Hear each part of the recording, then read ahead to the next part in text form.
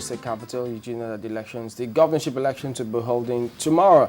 And they all seem to be crossing their I's and dotting their T's. Security, INEC, observers, even journalists, as a matter of fact. Yeah. I find it very interesting. Crossing your I's and dotting your T's, Chamberlain. It has to be crossing your T's and dotting your I's. They had better not do what you said you're doing. Because that could actually cause some trouble there. But we do know that last-minute preparations have been put in place. Observers, as Seun did tell us earlier, that observers are already there, and security has been deployed to almost every nook and cranny. If also what we're reading in the papers is anything to go by, they're not leaving anything to chance. So it's sacrifice on the part of the people. It's sacrifice on the part also of should I say the political class as well? But and they're security the ones, men too. Of course, the security men. You cannot downplay that, because sometimes we tend to say it's their job. That's what they're paid to do. It's also the job of journalists. But I can tell you that sometimes some jobs are tougher than some, in the sense that it can be pretty tedious. As a reporter who goes out on a day-to-day basis, covering an election is a lot more tedious, and sometimes you have to be prepared for anything. Let's see what they're up to. Seun Okinbaloye is standing by in Akure. Seun, what's happening? What do we expect? Thank you, Chamberlain. In fact, we are on the long stretch of the road of the Obadeshido road in Akure, and this area, people call it the GRA.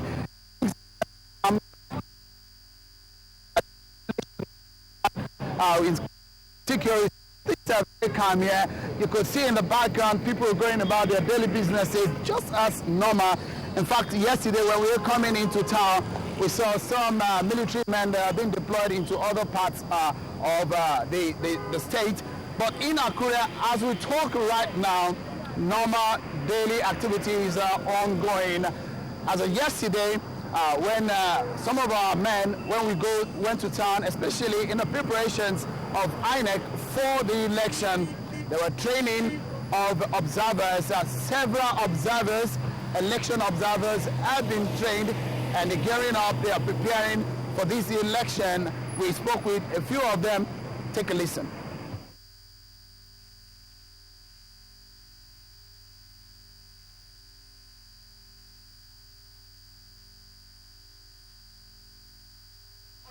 We get to that tracks as soon as we can get it sorted here.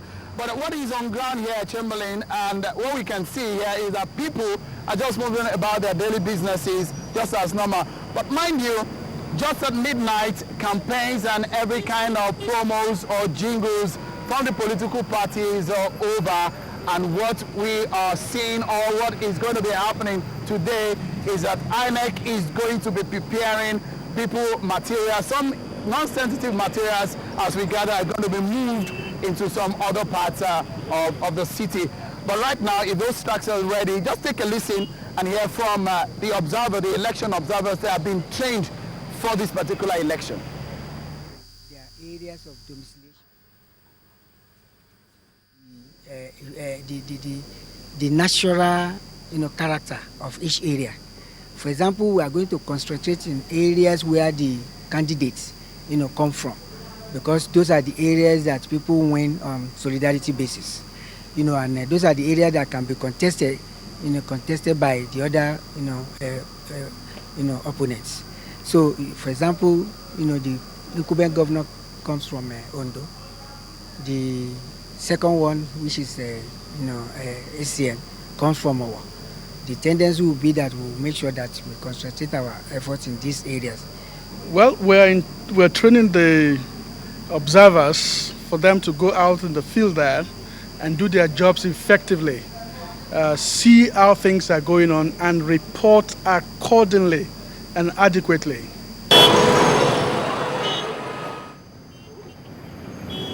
All right, now those are the election observers preparing for the D-Day. The 0 hour as the clock ticks is moving closer and closer, and everybody is looking forward to that very hour. The city, as I said earlier on, is very, very calm. There's no tension whatsoever. We also caught up with a resident in Akure yesterday, and this is what he has to say about the security situation in Ondo State generally. Take a listen.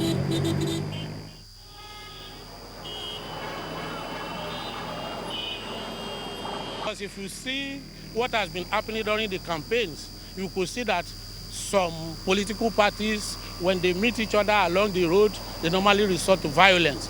So because of this, all the three political leaders invited this type of security. The three of them, they invited the police, they even invited the military, that they want something that looks like a Edo State election. The three of them agreed that we should have this type of security on the ground. Well, that's the situation. People are getting ready. The issue of security is a very major one in this election. And from what we have reported earlier, the amount of security operatives that have been deployed for this all the senatorial district is massive.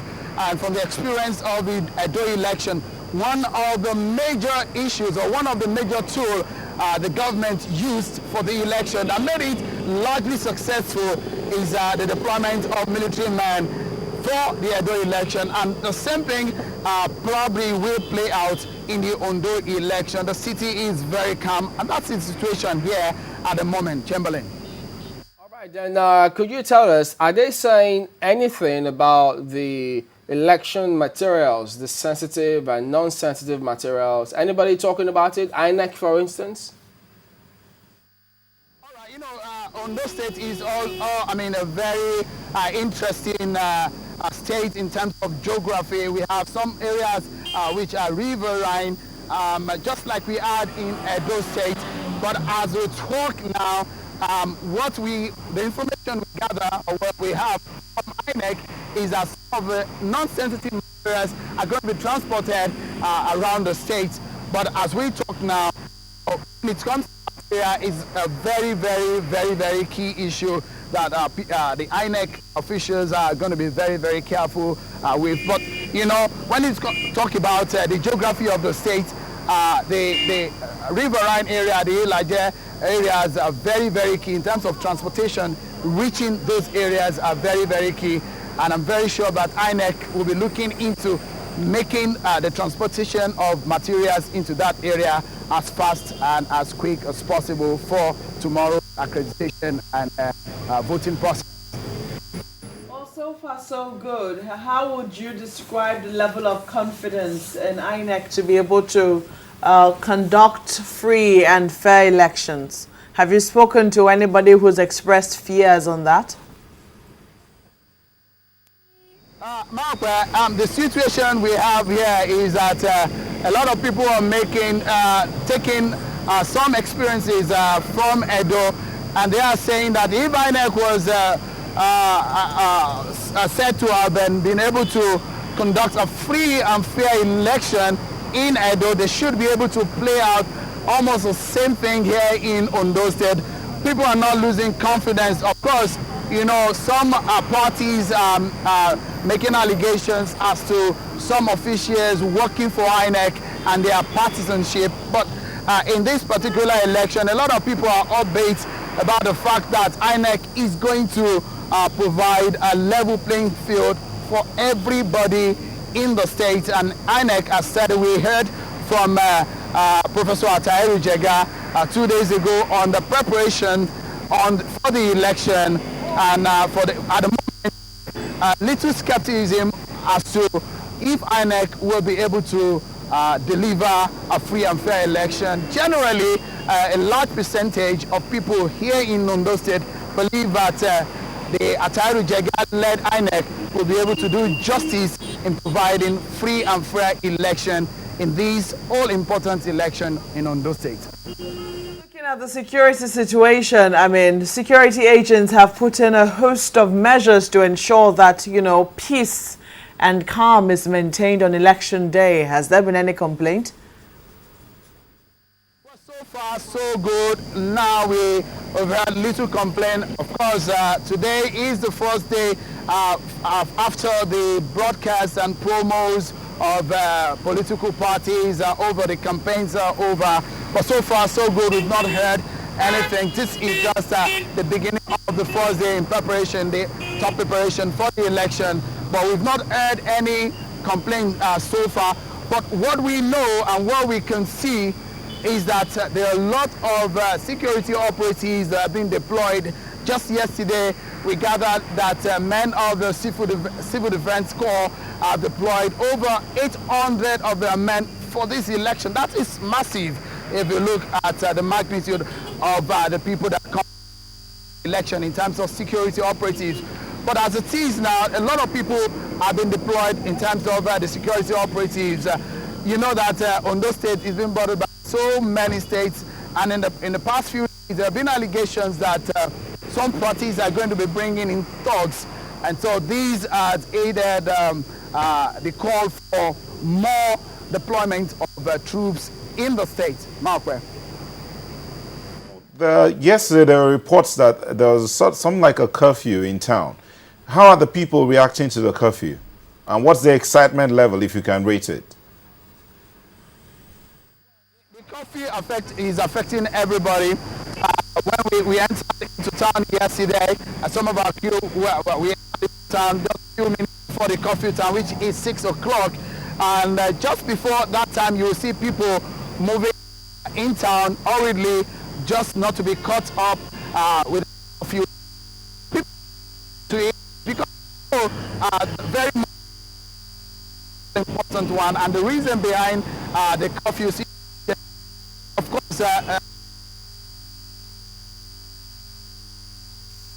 curfew all through the night from 6 p.m. in the evening. This is just to reduce movement or to stop movement from the allegations that there are going to be thugs moving in Ondo State, and they believe that if curfew is imposed from 6 p.m., that will stop and curb any kind of illegalism or violence that may take place. But generally, it seems that these people, so far what I've seen, people in Ondo State are very, very peaceful, moving from up to Ondo, even moving into Akure. Later, we'll be moving into some other parts of the state.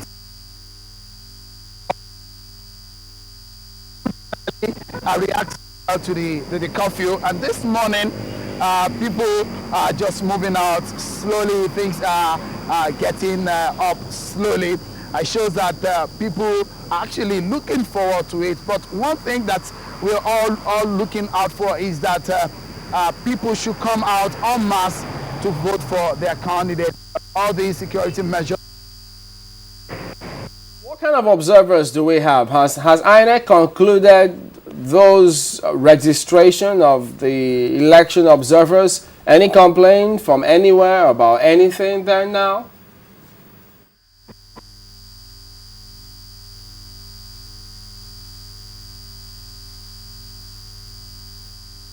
Close to 2,000 observers may be prepared for this particular election, and a lot of them were being trained yesterday and being told what exactly what to be done in the election. They're going to be set based on the importance in some areas, those sensitive areas that they've speculated. INEC